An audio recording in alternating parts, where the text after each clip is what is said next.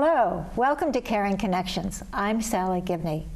One of the most amazing connections we make are the connections we make through art. My guest today is an incredibly special woman who has connected through both music and art and also poetry. I am so thrilled to have you here, Diana. Diana Cole, welcome. Thank you so much, Salley, and thank you and the station for having me. Oh, it's just a joy to have you here. Would you share with our audience a little bit about yourself? How did all of this begin? Well, the way it usually began for all of us, but I was lucky to have two parents who were artists.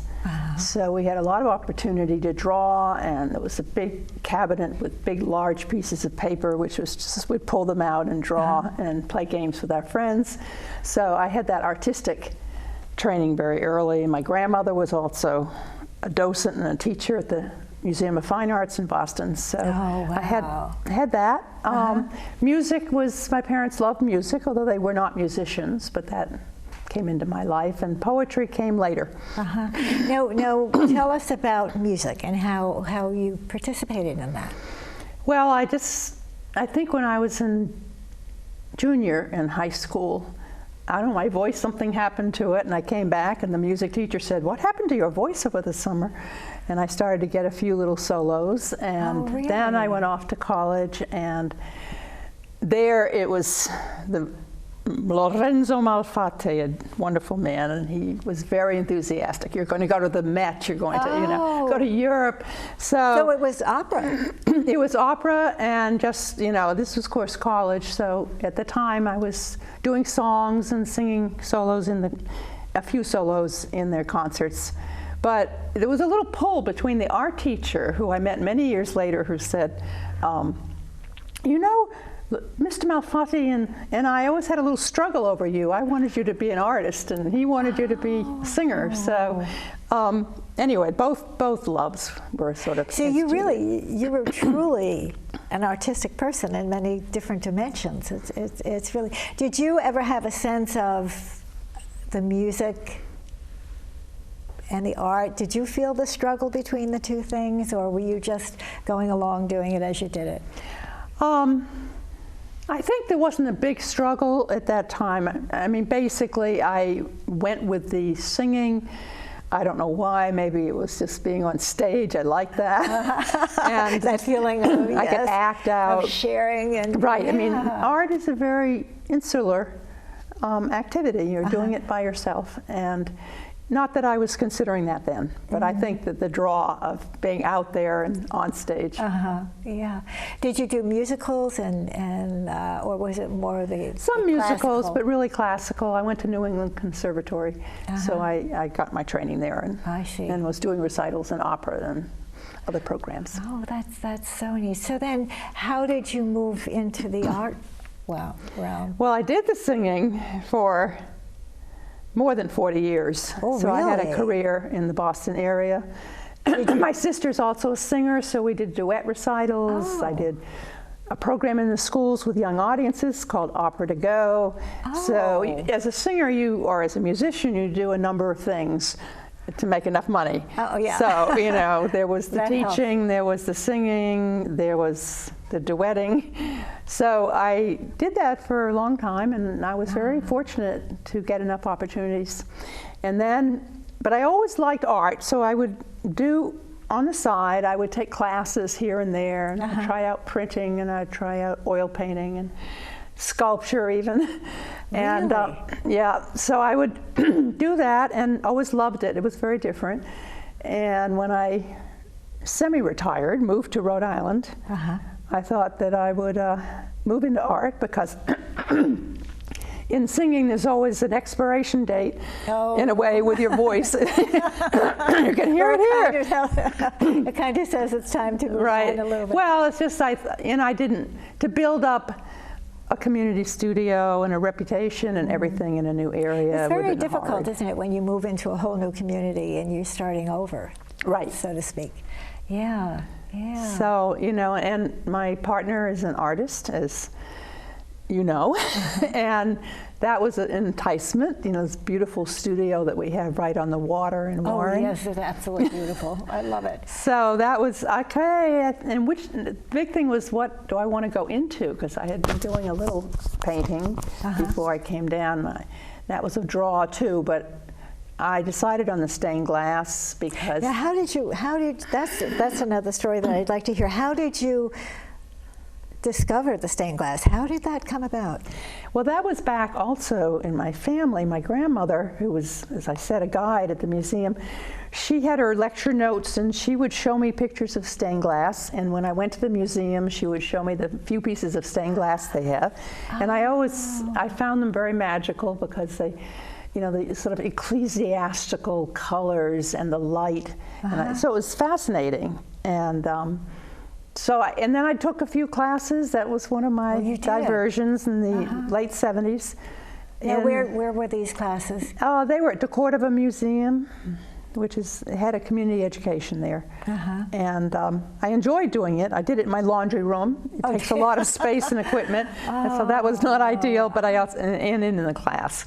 And I just decided that I'd like to get back into it when I moved here. You know, it's interesting because you're very interesting to me because I just love the way that your artistic abilities have sort of led from one to the other. They just sort of have flown through, haven't they? They kind of... Yes. I think, you know, I find that my sensibility is such that the musical sensibility finds its way into my artwork. And, you know, rhythm, color, and its harmony and dissonances, propulsion forward, things that I was thinking about in terms of my singing, you know, transferred into my art and my design. Really, I think that's so neat. It really, I can see how that happens. And you were open to that, though. Oh, yes. You were always kind just of there. couldn't help it. But that was part of you, just to be able to sort of flow from one thing to the other and to incorporate one into the other, so to speak. Right. I mean, I think that that's why I liked doing it, and I was, you know, very interested in my designs and keeping, and I think my designs are somewhat distinctive. They keep the feeling of flow in the line, you know, and texture is important, you know, different textures in music. You have the flute and the cello, and then, you know, you have rough rolled glass and artique glass and smooth glass with stained glass, so you get the same vibrancy of color. Yeah, it's just really neat how you how it flows into each other. So, and the color, of course, is color. So fascinating, you know, and with the glass. So you moved to Warren, you have the studio, you're starting to work on your glass. So what is the process of that? I was really thrilled to be able to come and see you working on a piece. And it's very tedious, isn't it? Well, parts of it are, but I divide it into the creative part, which is the initial part, usually, of the work, and then there's the craft, which is the more meticulous, sometimes tedious, but I listen to a lot of audiobooks when I'm doing the most tedious part of the work. But the creative part is, you know, I sometimes do a pattern. I mean, most of the time I will make a small pattern. I'm just sketching little sketches to see what I like. When I like one, I will blow it up, and then I will also trace it so I can make some changes full size. So that always happens. And in that kind, like this, a piece, the Firebird, and that one was done with a pattern. And you would we'll show the Firebird. Right. Yeah. So the Firebird and the Fireplace piece, they were ones that I created a pattern for, which means I can also do it again when someone buys it. Oh, yeah. Then there are pieces now you do the pattern on paper? On paper. Okay. And then on vellum, because vellum's a nice see-through material when I'm tracing. But then sometimes I design a piece there may be an interesting shape of a glass. They have these pieces called glass head ends, which are the end of a roll of glass. Oh, okay. And I'll just take out a fairly large piece, put it down on the table, and design the piece all by addition, kind of what piece goes where. Oh, and wow. so that it usually abstract, builds a piece that is intuitive, and that's a different process, but I find it very creative. Yeah. And there are two things. The design's important, but also choosing the glass. I had a very important teacher who saw me with my color sketches all worked out, red here, blue here. And he said, no, you've got to take the glass, hold it up to the light, because the light is everything with stained glass. So hold up the light, and yes, that works. See what you see. Whereas, I don't know, those two don't go well. There's something about a clash, and you only know that when you hold it up to the window. So, that part of choosing course, you have the windows glass. there to hold it. Yes, there are plenty of windows, both there and where I show and sell my work is mostly at Maiden Warren Art Co-op. So that's also has tons of windows. But working with the glass, it has to be kind of tedious, I would think. You have to be careful, or it's very fine, isn't it? Well, the part after, like say I have a pattern, then you put it on a light box and you trace. We put the glass on top of the pattern, and you actually trace with a silver pen that won't wash off when you are grinding. Okay. You cut the pattern, and then you take it over to the grinder and grind the edge of the piece of glass. Be careful not to break it. I have lots of Band-Aids in the studio. I mean, it's like I have some, but they bleed a lot in the beginning, and then as soon as you put a Band-Aid on, they stop. Oh, okay. Very superficial cuts. So that part of it, yes, the cutting is a challenge. It's almost a creative challenge, because how are you going to cut out this piece of glass? It, takes some decisions that are important. Then the more tedious part is putting on, after you've ground, a piece of copper foil tape. This is called the copper foil method, not the lead method. And you have to kind of eye it, and as you stretch the tape around the edge, be sure that only about 1/8 is overlapping each side evenly. Wow. So that is definitely where I listen to the audiobooks and sit down and focus. And then do you want me to tell you the next step? Yes, okay, please. so after it all fits together, with these copper seams, you put a flux on it and go over to your soldering iron and take the solder, and you draw along that seam with your spool of solder, and it makes a bead. That's very, this is a challenge, but it's kind of a fun challenge to be sure it doesn't have a lot of bumps in it, or smooth as possible, and nice rounded bead.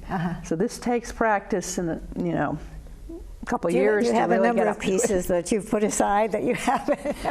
Well, you can actually keep on. You can go over a certain number of times and fix things as you're going. So there aren't too many that I look at very old pieces that I do, and I think, wow, that's terrible soldering. But basically with that. And then you have silver lines. And then you decide if you want to put patina on it. And the patina will either darken it with black patina, or if it's copper patina, it turns it copperish. Oh, nice. So you can leave it silver. So, that's an aesthetic decision too. But that's also just a mechanical process of putting on the patina, as is the polish. You put on the polish, wait a day, wipe it off, take your toothbrush, wipe in each seam. Wow. So how long does it, well, I'm sure it depends on the particular piece, but how long does it take? You have a couple of days in between here as things are... Oh yeah, I mean, because I like doing other things, I, will leave, get to a certain point, I might stay in 6 hours one day, and then I may leave it for a couple of days, come back in and do another stage. And it depends how long, you're right, how many pieces it has. A lot of my pieces have an average of 60 to 130 pieces in them. Wow, I was just going to ask that. Do you find as you're going along and you're leaving it for a little bit of time that your thoughts about it kind of change? Or do you really have to stay set to the pattern that you've initially started with? Well, what changes is at a certain point when you're constructing it is really just the glass choices. The colors. Like I'm working on a piece which is fairly figurative with flowers and 2 birds. And I had all the background pieces and the flowers. And then the birds, it's like I've tried lots of different colors. That doesn't work, that doesn't work. And I finally, yesterday, I said, okay, this color, if I use yellow, it won't be too intrusive, won't look like too, strong colors that overwhelm the rest of the piece. So, you do this change. color, yeah. So painting, did you paint much? Well, no, I painted. I did watercolor. I did acrylic painting. Really didn't do oil painting so much in drawing, but I did have this whole spell of doing acrylic painting before I moved down. Yeah. So then, because I'm trying to fit all these pieces together, where all of your creativity has come together. So this gift you have for the colors, where did that come from? I think it's intuitive, Yeah. each person is quite individual in their choice of colors, and I can't really explain it. I mean, there's a few rules in my head, but basically maybe the harmony of music, things are, as I say, they're harmonious. It's all harmony, or isn't it? Occasionally something is intentionally dissonant because, you want something the eye to be drawn to it. So, the color may, I won't say clash, but it may be a little dissonant with the color beside it. But it's intuitive. You know it's right. That's exciting. Yeah. That really, I just love that whole piece. So then, let's talk about your poetry. How does all of this flow into your poetry? Well, when I was singing, I had talk about that later. when I was singing, I had to sometimes translate foreign language songs because I would sing in French and German and Russian. Really? And I remember particularly Songs and Dances of Death by Mussorgsky. I didn't like the translation, and in this case I decided to actually make a singing translation because Russians are really hard to memorize. So I wrote out a translation, and I was working. I didn't like the existing ones, so as long as you change a certain percentage of words, it becomes your translation. And so I would translate the poem, and then I thought, this poetry thing is nice. I'd sort of like to write a few of my own. And there's nothing like a few traumas in your life to spur you to write a few melodramatic poems.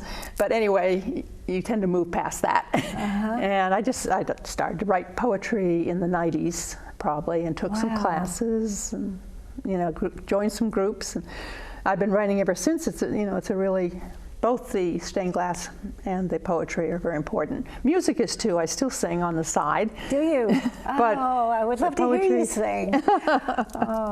No, that's really, and so all of these pieces of your life are still part of your life. Right. Everything is right. I sing with Grace Note Singers, which is a hospice choir, and with my church choir. So those are, as I say, they're less time consumption, shall we say, than my other interests. But the poetry is, you spend a long time on poetry. What's so really very special, one of the many special things about you, Diane, is that you bring your gift to other people. You share it with other people. The hospice choir must be quite touching. It is. It's a very profound experience. Yeah. Yeah, I was a hospice nurse, so I do know what a gift it is for both the patient and for the family. Right. And for a gift for us too. Yes, as volunteers. It's kind of. So you have really brought your talents and shared them in many different ways. You've touched many, many people over the years. Well, I hope so. Poetry is probably the audience for poetry, unless you're really well-known poet like Billy Collins is usually, a few people at readings and book launches. But it's a wonderful community this of wonderful poets. Book, To the Morrow and Poems by Diana Cole. How did you write? When do you write? I will just take a day. Usually I like to start, if I'm going to do poetry, I will say, okay, I don't try to combine everything in one So day. you mean you don't do a little of this and a little of that? No, because the poetry, you get into it and it is really time consuming. You know, it's like you get in and you keep on working with word choices and it just goes on. You look up and it's, 5 hours later. So it's interesting. Is it like process. an inspiration of a thought or something that you see or something that happens, or what do you draw on for this? It's partly that, but it's also, for me, and it's different for some poets. I'm not a poet that has like this whole idea in mind and I sit down and write it. Some things have happened to me, experiences, and I start to write about them, sometimes free write, and then it's the words. It's almost that's the craft. The words are like alive, and they play with themselves, so that I end up sometimes finding things to say I had no idea that I wanted to say. Really? Yeah, it's really a creative process that way for me, and I feel like I like to deal with questions. I like, there's a quote at the beginning of this book, which is by Rilke, famous poet, and if I can find it, says, "Live the questions now.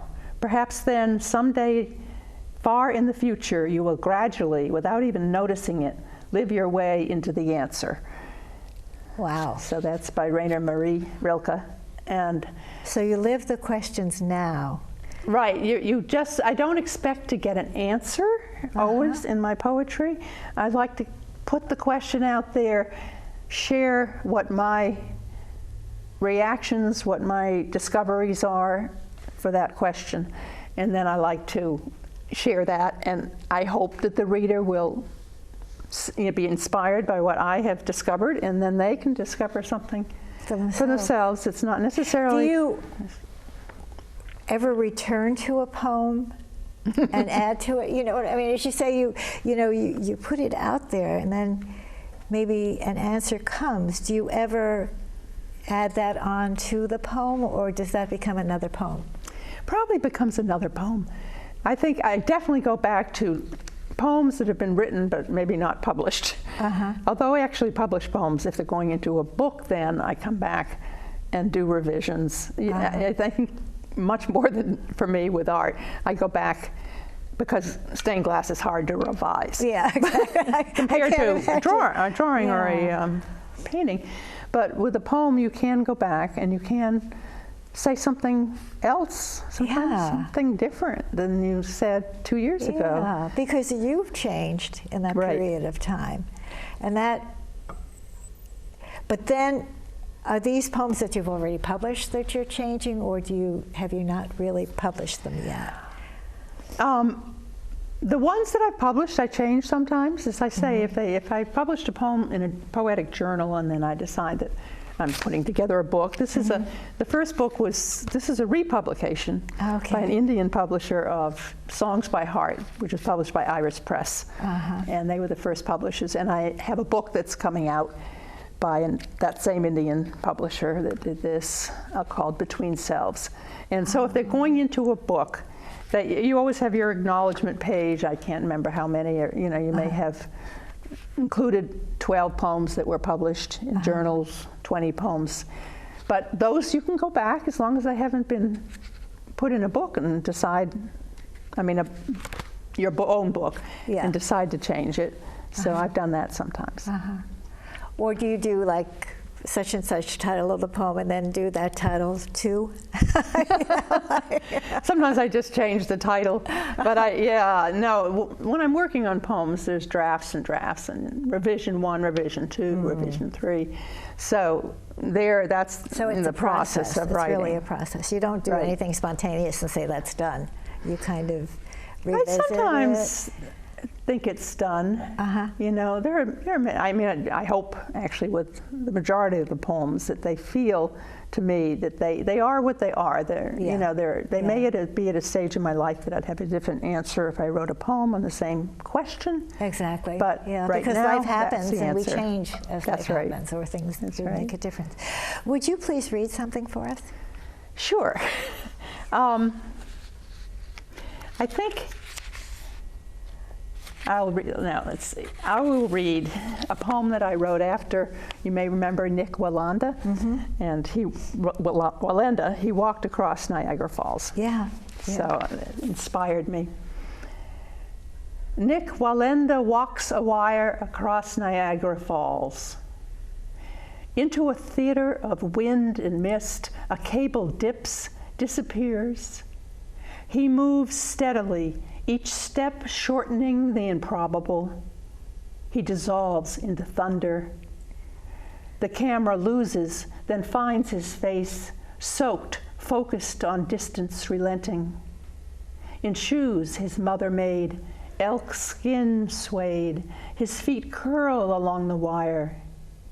He tells the cameraman his eyes are numb, weighs the long pole and sighs side to side. And we can see the waters waiting, the letting go, the urge to. He inches ahead, each second of inertia a pinpoint from which we too step forward. Wow. That is beautiful. I could see him. I could actually visualize him there, and his shoes. It just Yeah, I read that detail, but one of the things that struck me too was that what makes it so exciting for the viewer is the idea that he could fall. Yes, and you could feel that. And you can, yeah, You could the urge that to is- almost like maybe he should fall. Yeah, but that is so beautiful. Thank you so much. I love it. I'm going to read that over and over again. Thank you. Diana, this has been such an incredibly wonderful experience for me, and I know from my viewers. Is there anything you want to share with our viewers in closing? Just, I think, you know, the arts are a wonderful way to not only get away from sometimes the state of the world, but to actually find a balance, you know, ask questions, have to make decisions. It empowers yourself to be an individual who is also sharing through various art, music, writing with other people. Yeah. So that's community, which is your purpose. Community, absolutely.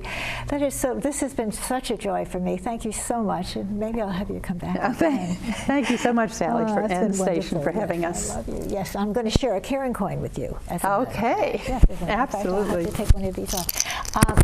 But I hope all of you enjoyed this as much as I did. This has been an incredible experience, and thank you, Diana, for sharing with us the joys of each different dimension of art and how we can share ourselves and also bring someone else into us. I hope you enjoyed it as much as I did, and until next time, keep on making those caring connections.